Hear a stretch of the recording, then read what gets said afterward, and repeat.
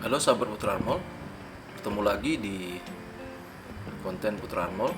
Kali ini Putra Armol ingin berbagi tentang perawatan bonsai kelapa gading oren dengan pucuk kuning update 9 Juli tahun 2022. Sahabatku semua, seperti yang kita saksikan bersama, bahwa pucuk dari bonsai kelapa gading oren saya ini, kalau kita perhatikan, benar-benar berwarna kuning ya sahabatku. Tentu ada berbagai macam pertanyaan, mengapa kok bisa bonsai kelapa gading oren ini pucuknya atau pelepah yang mudanya berwarna kuning. Nanti akan saya ceritakan atau akan saya bagikan ketika di akhir dari video ini, sahabatku semua. Sahabatku semua, pada kesempatan ini saya sengaja membuat video dengan tujuan adalah cara saya untuk merawat bonsai kelapa gading orange dengan pucuk kuning ya ini, karena saya perhatikan atau saya lihat atau kita bisa saksikan bersama bahwa pucuk barunya sudah muncul di antara pucuk-pucuk yang lain atau di antara pelepah yang lain ya sahabatku. Di sini kita bisa lihat pelepahnya berwarna kuning. Mungkin orang atau sahabat-sahabat lain mengatakan ini bonsai kelapanya berjenis albino. Sahabatku semua, kalau kita perhatikan di sini juga bahan bonsai kelapa ini sudah mengalami pecah daun ya. Saya berharap beberapa waktu atau beberapa bulan yang akan datang pecah daunnya sudah sempurna sahabatku semua. Jikalau kita perhatikan di sini ada bagian tapisnya yang belum rapi, karena kebetulan pada waktu itu saya sengaja tidak menggunakan pisau sayat. Saya hanya mengupas bagian tapisnya itu ya, dengan tujuan untuk menghindari terlupanya pelepahnya atau bagian tapis atau bagian pelepah yang lainnya. Sahabatku semua, mari kita mulai. Saya mulai dengan cara membersihkan bagian-bagian tapisnya. Kemudian saya juga membersihkan pada bagian pinggir dari pelepah-pelepahnya dengan tujuan apa?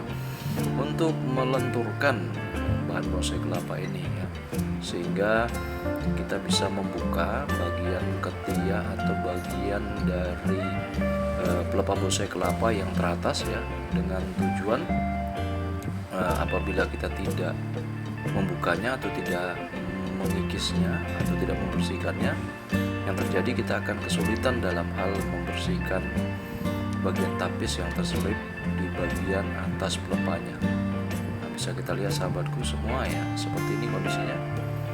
Jadi kita harus melakukannya perlahan, step by step, bertahap, dengan tujuan apa? Yang pertama kita membuka bagian yang paling bawah, selanjutnya kita akan membuka bagian yang paling atas ya, atau membersihkan bagian tapis yang di atas dengan tujuan dengan terbukanya ini ada ruang untuk kita membersihkan bagian tapis yang tersembunyi atau yang terselip pada pelepah-pelepah dari bonsai kelapa ini. Baik sahabatku, dalam menggunakan pisau juga harus hati-hati, jangan terlalu kuat atau terlalu keras dalam hal penggunaan menekan pisaunya, yang terjadi nanti akan tembus atau akan mengenai pada pelepah mudanya atau tunas mudanya.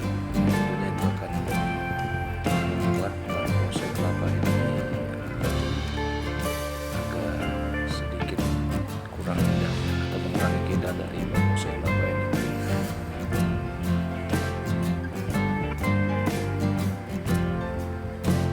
Terus sahabatku semua, kita tentu mencari bagian-bagian tapis mana yang masih menjadi penghalang atau yang mengganjal ya, apabila kita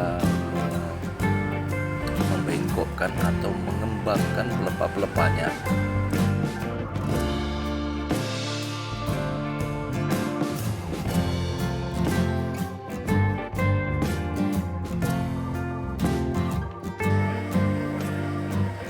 Dalam hal menyayat atau mengikis bagian pinggir dari pelepahnya ini kita harus berhati-hati sobatku, karena Kalau kita tidak berhati-hati, kita bisa menyayat pelepah yang berada di bawahnya, sahabatku. Jadi memang dalam hal merawat bonsai kelapa ini dibutuhkan suatu kesabaran, ketelitian, dan ketelatenan ya, untuk bisa mendapatkan sebuah karya atau sebuah hasil dari bonsai kelapa yang sesuai dengan apa yang kita harapkan. Sahabatku semua, kita bisa lihat bahan bonsai kelapa yang saya miliki ini berwarna kuning pada ujung pelepahnya atau pelepah yang terakhirnya, sahabatku semua ya. Tentu ada satu pertanyaan, ini adalah bonsai kelapa gading oren, tapi mengapa daun yang atau pucuk yang berada di atasnya berwarna kuning? Sahabatku semua, ini terjadi secara tidak sengaja sebenarnya, karena ketika selesai saya merawat atau melakukan perawatan, membersihkan bagian tapis dan bagian lainnya dengan tujuan untuk memperindah dari bonsai kelapa ini, saya letakkan ini di dalam ruangan tertutup ya, yang tidak terkena cahaya matahari langsung. Jadi tidak sengaja saya lihat kok hari demi hari perkembangannya ini unik, dan saya biarkan aja sampai muncul tunas yang baru ya, yang kecil itu, yang kedua. Nah, ternyata warnanya menjadi kuning. Jadi kalau kita bisa lihat, kita mungkin pernah mendengar atau melihat seperti bonsai kelapa albino, sahabatku semua. Tetapi ini albino yang terjadi karena unsur rekayasa. Jadi mungkin sahabat-sahabatku semua bisa mencoba bagaimana mencoba apa yang saya lakukan ini, atau sudah pernah kita melihat tutorial, atau sudah pernah kita melihat sahabat-sahabat kita yang lain melakukan hal yang sama yang seperti saya lakukan. Sahabatku, ini sebenarnya tidak sengaja saya lakukan. Semua ini terjadi karena unsur ketidaksengajaan. Ternyata menjadi bahan bonsai kelapa yang unik juga, yang menarik ya, untuk dilihat. Karena apa?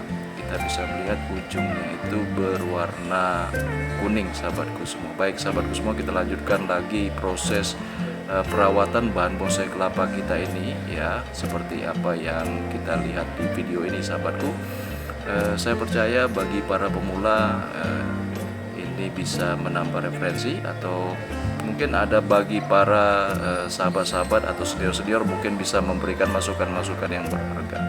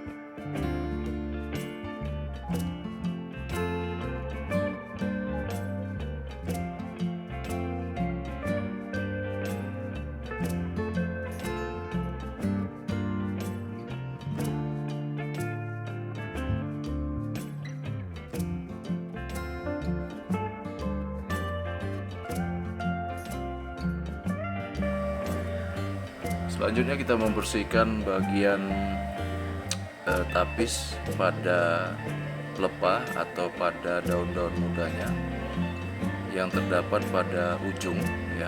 Itu sebelumnya kita lakukan pengurutan atau pembengkokan secara perlahan untuk pelepah-pelepah yang lainnya dengan tujuan untuk mengembangkan atau untuk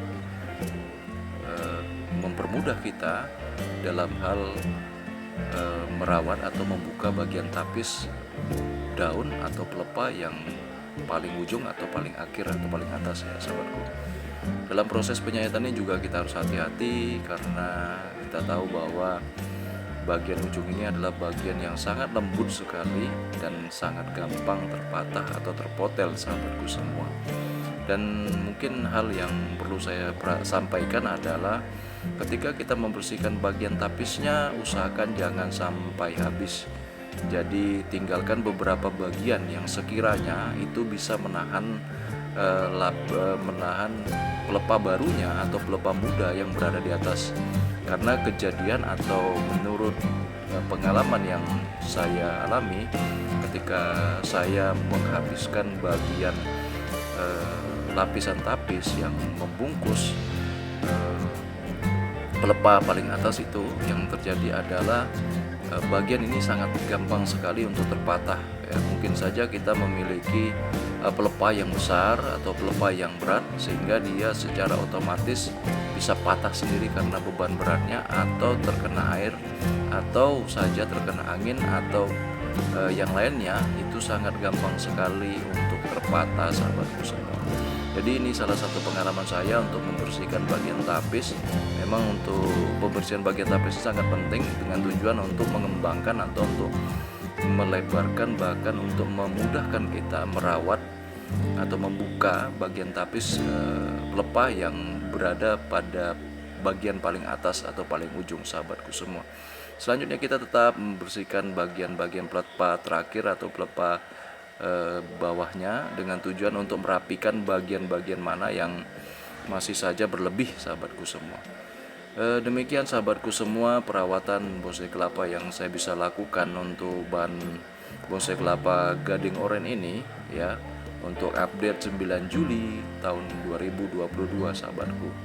Semoga sahabatku semua bisa mendapatkan suatu informasi atau terhibur ataupun mendapatkan suatu pengalaman baru dari apa yang sudah saya lakukan atau perlakuan yang saya lakukan terhadap bahan bonsai kelapa saya. Baik sahabatku, ini hasil akhirnya. Kita bisa melihat daunnya berwarna kuning ya, berwarna kuning, jadi seperti gading kuning, atau sering juga kita bilang atau kita sebut sebagai kelapa albino ya sahabatku. Ini adalah bonsai kelapa saya dengan style original sahabatku, karena masih ada sabutnya, masih ada kulitnya sahabatku, dan tidak saya bersihkan karena saya berharap ini untuk menambahkan keunikan. Jadi ketika saya memulai atau membuat bahan bonsai kelapa ini, memang saya sengaja buat secara berdiri ya, tegak di ujung ya, jadi tidak saya bengkokkan. Jadi kalau kita bisa perhatikan memang dia berdiri tegak ini, dan tunasnya tumbuh pas tengah-tengahnya ya, tengah-tengah tempat dia menempel atau putiknya itu ya, di situ dia tumbuh secara. Jadi sahabatku semua bisa lihat dia berdiri tegak, dan memang ini salah satu style yang saya buat atau cara yang saya buat untuk mempersiapkan pohon bonsai kelapa itu dari sejak awal. Jadi ketika kita awal tumbuh, kita tidak usah membengkokkan atau tidak membuat posisi dari bibit bonsai kelapa tadi miring, karena kalau miring itu nanti dia akan tumbuhnya pun miring. Tetapi ini sengaja saya buat lurus, tegak lurus, sehingga kita bisa lihat pertumbuhannya tumbuh lurus ke atas, dan daun-daunnya bisa mekar atau mengembang ke kanan dan ke kiri. Baik sahabatku semua, demikianlah informasi yang bisa saya sampaikan dari Putra Harmon Channel pada kesempatan ini. Semoga sahabatku semua terhibur dan bisa mendapatkan informasi atau bisa mendapatkan hal-hal baru yang Putra Harmon lakukan atau channel Putra Harmon laksanakan. Terima kasih sahabatku semua. Salam sejahtera buat kita semua. Sampai bertemu lagi di lain waktu dan kesempatan.